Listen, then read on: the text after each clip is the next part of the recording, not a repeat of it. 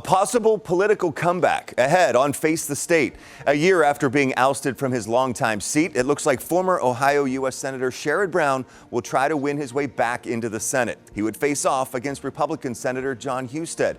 Today, Democratic and Republican strategists break down the candidates and the campaign ahead.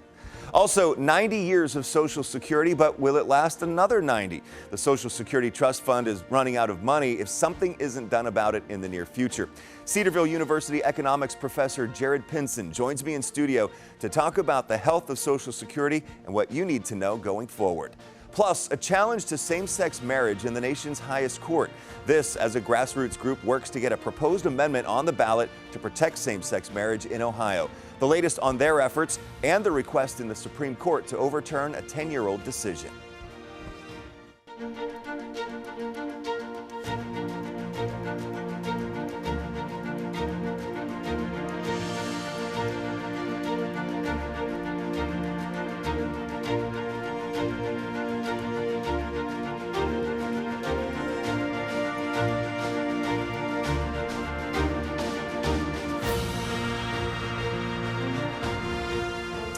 The 2026 election picked up another big and well-known name in Ohio politics this past week. Thanks for joining us for Face the State. I'm Doug Petcash. Former Ohio Democratic Senator Sherrod Brown appears poised to run again for Senate in 2026. CNN is reporting Brown told Democratic allies that he intends to run in next year's election. They say two people familiar with Brown's plans told them he will launch his campaign soon. Brown lost the seat he held for 18 years to Republican Bernie Moreno in last year's election. We received this statement from former Ohio Congressman Tim Ryan's spokesman, Dennis Willard. Quote, Sherrod Brown's decision to run for the U.S. Senate has renewed and heightened Tim Ryan's interest in running for governor to further serve the people of Ohio. Brown's decision to run was first reported by Cleveland.com. He'll face off against Republican Senator Jon Husted. Governor Mike DeWine appointed Husted in January to fill Vice President J.D. Vance's vacated seat in the Senate. Brown, a three-term incumbent, lost to Republican Bernie Moreno in one of the most expensive races in U.S. history back in November. I reached out to several people in Democratic circles and several others close to former Senator Brown's previous campaigns, but have not heard back or they had no comment. I also reached out to Senator Jon Husted's campaign. Spokesman Tyson Shepard sent me this statement saying, in part, should Brown enter the race as Schumer's hand-picked candidate, he will be starting in the biggest hole of his political career. He has never faced a candidate like Jon Husted. Whoever wins the special election in November of 2026 will serve the rest of Vice President Vance's term, which runs through 2028. So they would have to run again in 2028 to hold on to the seat. I talked with Democratic strategist Dale Butland and Republican strategist Matt Dole to get their perspectives on the candidates and the campaign ahead. Both say their candidates have strong name recognition and records of service in the state of Ohio. Here they are speaking about the strengths of the candidates, starting with Butland on Sherrod Brown, then Dole on Jon Husted. Not only is he up to the job, but he's going to stand up for working people in this state. And that's something that Jon Husted is not doing. Jon Husted is turning his back on working people and kicking them off their health insurance so that he can give another huge tax cut to people who don't need it. So I think that the mix of issues, the fact that Sherrod will be able to raise a lot of money, because let's face it, there's going to be a lot of people, a lot of contributors who are interested in taking back the Senate. And this is one of those seats that if we can steal it from the Republicans, there is hope that we might even be able to take back the Senate, although that's going to be a tough road to hoe. Yeah, Jon Husted will be a formidable candidate for the U.S. Senate. He has been a Speaker of the Ohio House. He's been Secretary of State. He's been Lieutenant Governor. He's been involved in a number of different areas. He's establishing a credible record in the U.S. Senate. He's a good fundraiser. He checks all of the boxes, and I think the Republican Party in Ohio, which has endorsed him, is thrilled to have him as a candidate, regardless of who the opponent is, but certainly against the Democrats' best chance in Sherrod Brown. Dole also said midterm elections favor change agents, and Sherrod Brown cannot make that case because he's been in politics for decades. Butland says Husted will have a lot to answer for example, voting for the Big Beautiful Bill, which the Congressional Budget Office estimates will add as much as $4 trillion to the national debt. Husted's got a lot to answer for, to say nothing of the scandals. We have the First Energy thing out there, which we know now through text messages from the First Energy executives he was right in the middle of. We know that he got $1 million in dark money to in a contribution to a nonprofit that was backing him. So John Husted's got his fingerprints all over the biggest scandal, or what the U.S. attorney, former U.S. attorney who's a Republican, said was the biggest bribery scandal in Ohio history. Husted's fingerprints are all over that. So I think, given all those things, this is a perfect time for Sherrod to run, to say nothing of the fact that it's the first midterm after a presidential election, which history tells us is very good for the party out of power. Let me speak to the dark money claim. First of all, Sherrod Brown ran the most expensive race in U.S. history last year, and overwhelmingly the amount of money in that race was quote unquote dark money, independent expenditure money. So I think it's just silly to try and use scary words like dark money to make that case against John Husted. Furthermore, I'll say that if Democrats are going to depend on HB 6 and the big beautiful bill to defeat John Husted, I just think it's a losing proposition. I think that President Trump is still popular. I think that the big beautiful bill is the reason a majority of Americans voted for him, and he won a landslide victory in the Electoral College. And I think John Husted is being true to where residents of the state of Ohio are in his votes and work in the Senate so far. Of course, we will continue to follow the race for the U.S. Senate and the other big races leading up to the 2026 primary and general elections right here on Face the State, 10TV News, and 10TV.com. In other news this week, same-sex marriage is back in the headlines. Advocates for same-sex marriage say a development in the U.S. Supreme Court won't change their timeline for getting 2 constitutional amendments on the Ohio ballot next year. The U.S. Supreme Court is being asked to overturn the 10-year-old decision that legalized same-sex marriage nationwide. A co-chair of Ohio Equal Rights says they set the November 2026 election as their target to get the amendments on the ballot, and whether the Supreme Court decides to take up the case or not won't change that.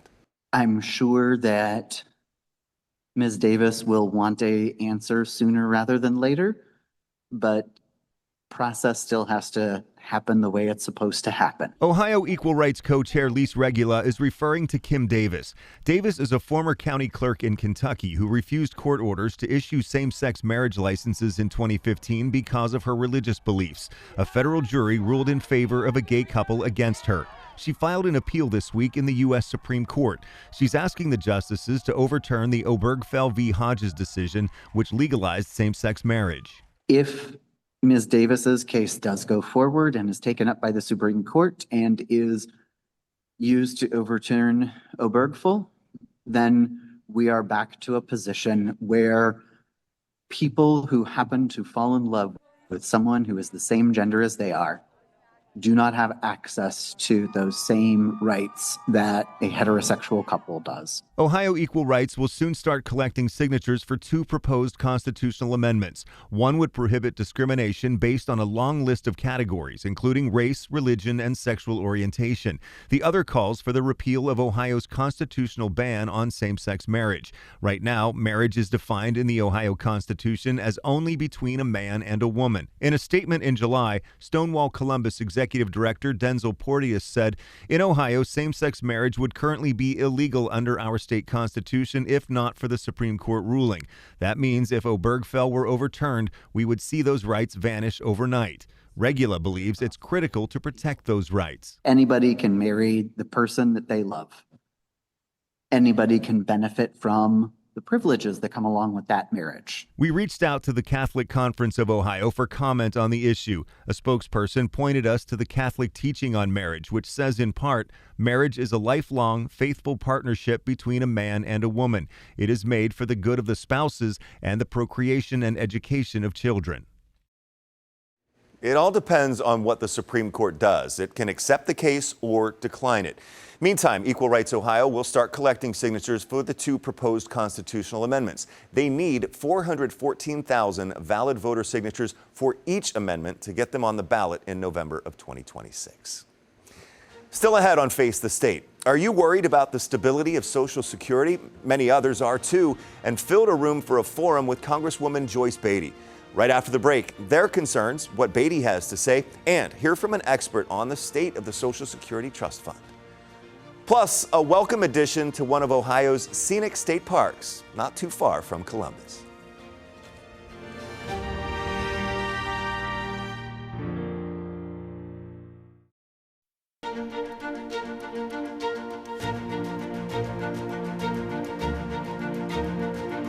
Social Security is the lifeline for so many of our seniors. I feel that I need to do everything I can to protect those dollars. Ohio Congresswoman Joyce Beatty held a forum in Columbus last week to hear from seniors and others about their concerns about Social Security. Thursday marked the 90th anniversary of Social Security. At the forum, the Congresswoman talked about workforce cuts in the Social Security Administration and how a potential funding crisis for the program is impacting people. 74 million Americans receive Social Security benefits, including nearly 2.5 million Ohioans. Some seniors at the forum say they're worried, confused, or frustrated with cutbacks and changes at the Social Security Administration. But I only have $200 to $300 to live on. Dozens of seniors and some younger people filled this room at the Fran Ryan Center in Columbus to tell their stories and hear from Congresswoman Beatty and other panelists about the current state of Social Security. Jeanette Hayes is one of them. She's disabled and counts on her benefits to get by. And I keep getting these things that say, okay, overpayment, and then they'll raise it up and take it away, raise it up, take it away. So I don't know what to do. So I came here to get answers. People like Jeanette Hayes are why Beatty said she held this forum. It was important because people have questions, people are concerned, people are frustrated, people are scared. Beatty's office says the Social Security Administration has lost about 20% of its workforce through buyouts, retirements, and other cuts by the Trump administration. She says smaller staffs make it harder for people to access their benefits at local Social Security offices or get help over the phone. People should not have to wait 3 and 6 months. People should not have to only call my office because they can't get a call back from Social Security. People also asked about the Social Security retirement age, which is 67 right now for full retirement, and what steps can be taken to make sure Social Security benefits don't run out. That's a real concern. Experts are warning of potential reductions in benefits in the years ahead because the Social Security Trust Fund is rapidly depleting. I think that's one of the things that we need to look at a reform, but it can't be something that an administration just says we're going to do this without looking into it and giving people information and the facts. While she definitely wants answers, Jeanette Hayes says she also has faith things will work out for her. I'm very hopeful and prayerful too. Beatty also addressed proposed Social Security field office closures. I asked her if the main Columbus field office would be closed. She said she heard it was on the list, but couldn't answer that definitively. Now some quick facts from AARP about Social Security. Again, nearly 2.5 million Ohioans receive Social Security payments. That includes retirees, disabled workers, spousal survivors, and children. Those people receive a total of $49.8 billion, which goes into the Ohio economy. The average monthly Social Security payment for a retired worker in Ohio is $1,858. AARP says Social Security lifts 745,000 Ohioans 65 and older out of poverty. Now we're going to focus on the health of the Social Security Trust Fund and the long-term prospects for Social Security payments and how it could affect you. My guest is Dr. Sherrod Brown. He is an associate professor of economics at Cedarville University. Dr. Brown, thank you so much for coming in today. I appreciate it. Thank you for having me on. Let's start with some history here. Sure. What is the Social Security Trust Fund? Sure. So the Social Security Trust Fund is when the Social Security Administration receives more in payroll taxes than they pay out in benefits. So when they do that, they have money that they don't have to spend at the moment. Has this been around since the very beginning? The trust fund that we think about has been around since the early 1980s. Now, there's always been a trust fund, but the way that we think about a 75-year time horizon has been around since the early 1980s. All right. So what is the current state of the trust fund? What is its health? Yeah, so starting in 2010, before 2010, Social Security brought in more in taxes and interest income than they did paying out. Since 2010, we only bring in more in taxes plus interest income, and we're starting to draw that down. Since 2021, now we're drawing down the trust fund itself. So the trust fund is shrinking by the year. That means that it's paying out more than is coming in? It's paying out more than it's bringing in, yes. That could definitely lead to a tough situation. So has this has been developing over a period of a decade or more then? The trust fund being drawn down has been over the last 5 years or so. Now, when it comes to projections, it's been a 40-year problem. This has been a known thing that was going to happen. So is this because of the ratio of worker to retiree? Where does that stand? Yeah, that's the main thing. When you look at Social Security in the early days, we had about 40 workers to every one recipient, roughly. And now it's a little bit about 3 to 1. So you have a significantly smaller base from which to grab taxes from, and you've got an increased number of recipients. So that is one of the main driving points of this. Is Social Security also a little more generous? It has been a little bit more generous. So one thing made a lot of sense in the early 1970s. We indexed benefits to inflation. So we keep real dollars, not nominal dollars. So that made sense. But there's also been, over time, giving a little bit more to workers. I know that might not necessarily feel that way, or I should say recipients, not workers. But that has occurred as well. But that's a smaller of the drivers. All right. So now, what does this lead to? We're hearing that this date of 2034. With this depletion of the trust fund, what could that mean? Yeah, so if nothing is changed, if we do absolutely nothing, no taxes, no change in benefits or eligibility, sometime in 2033, even before 2034, the Social Security Administration will only be able to pay out 77 cents to the dollar of what is promised. So it's not that it will go to zero, but it's less than it is now. And will that trend probably continue downward if the situation stays as is? If nothing else changes, yeah, that'll trend downward. Now, again, it's unlikely that that'll be the case, because as soon as you tell someone, hey, you're getting a 23% benefit reduction, there will be voices will be heard. Let's put it that way. It is a large lobbying block, isn't it? Yes. You mentioned the ARP. They have been a lobbying block on this for many years. Yes. So, what should people be concerned about as they look at this situation for themselves if they are receiving Social Security benefits right now? Yeah, I mean, I always tell my own students when they think about retirement, which is many decades for them, but I say you need to think about what your plans are if it wasn't even there. Now, again, it's not that it's not going to be there, but you have to be putting into your budget savings along the way. Now, if you're closer to Social Security age, you don't have as many years to build that up, but you still can. If you're, say, 55, you've got 10 or 12 years, depending on when you're going to retire, to build up your retirement savings. So those are for the younger generations right now. I guess the people who are receiving it may end up facing that reduction if nothing changes. If you're closer to that, first thing I would always tell someone is don't panic. But the second thing is you should be putting pressure on your legislative representatives to actually look at reform. Again, this is a problem that looks close now, but it's been a known problem for many decades, and politicians sort of keep kicking the can down the road here. Well, you touched on it. What are the options to right the ship? Yeah, you don't have all that many, and every day that goes by, these options become more difficult. So you could raise Social Security taxes, and the easiest one out there would be to lift the income cap. So as of right now, if you earn $176,100, every dollar above that is not taxed for Social Security. We could eliminate that tax, and that would extend the trust fund anywhere between 10 and 30 years, depending on the estimates.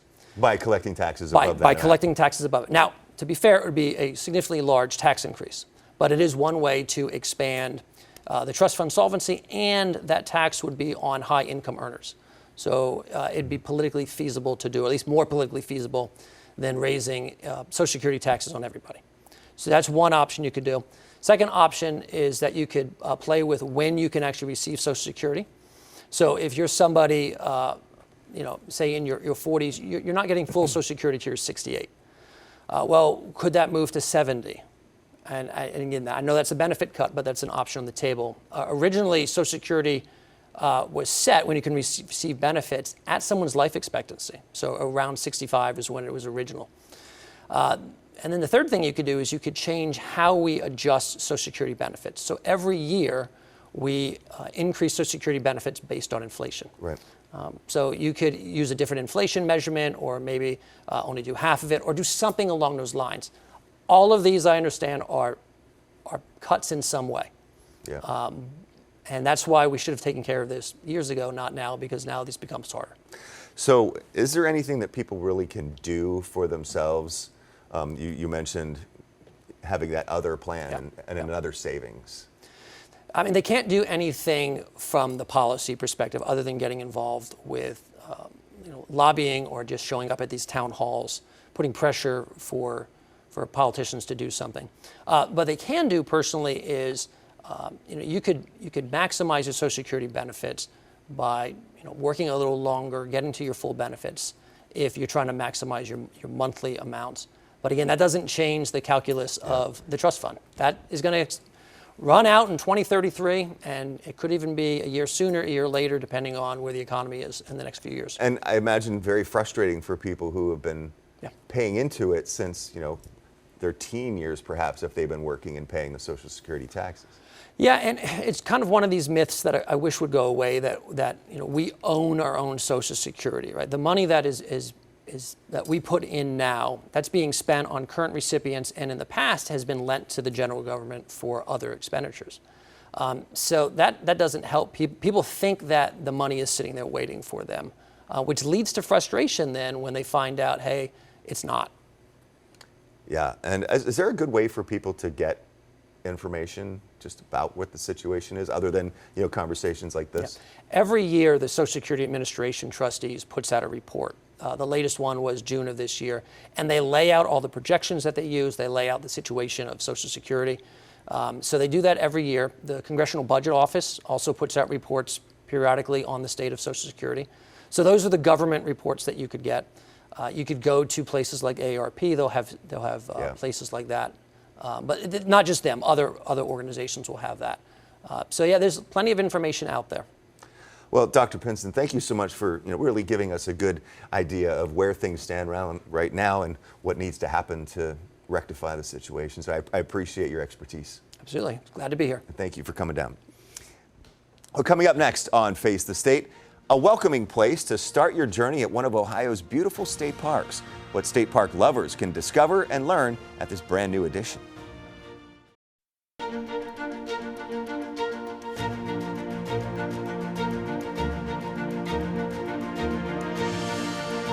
An Ohio law firm is asking the U.S. Supreme Court to review an unclaimed funds case in California that could have big implications on the Browns' new stadium in Ohio. Dan Law filed an amicus brief asking for review of California's unclaimed property law. It's a similar case to Ohio, where lawmakers approved using $600 million of the state's unclaimed funds to go toward funding the Cleveland Browns' new stadium in the suburb of Brook Park. The Supreme Court does not return to the bench until October. Do you enjoy Ohio's state parks? There's something new for you to check out.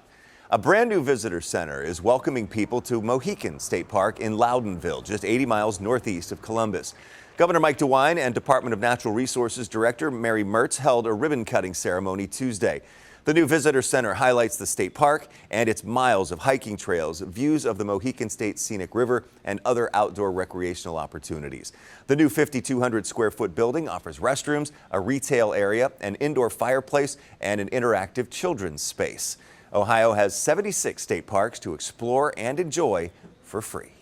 Thank you for joining me this week for Face the State. I'm Doug Petcash. I'll see you back here next Sunday at 11:30. Have a great day.